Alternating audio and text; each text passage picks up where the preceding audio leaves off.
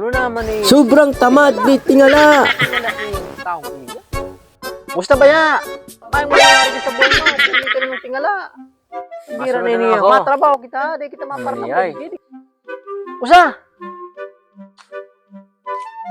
Hindi talaga. Bira na niya. Pinigdi ka na ba ya? Pambihira ka. 2 beses na yan! Sabing masunod na lang ko. Para ano ka ba yan? Para tingala ka na lang dyan. Yung matrabaho ko. Para pangalo lang ko. Para asa ka sa kuya. Para hagad ka na lang sana. Bira ng tingala na niya. Usa? A few moments later. Oh! Baka, ano ka maligistukad?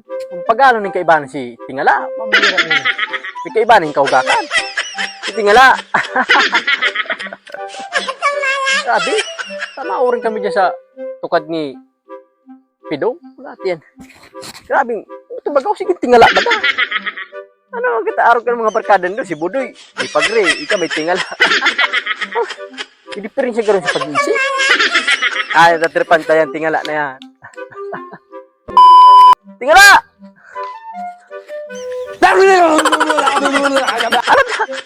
Nakatingala ka pa ng gadahagang mo yan. Bumang ganaho to na si Buknoy. Wala. Wala man yung tarang-taram ng taong nila eh. Ay, hindi daw sa iyong Tingala. Mabubuang may kaulit.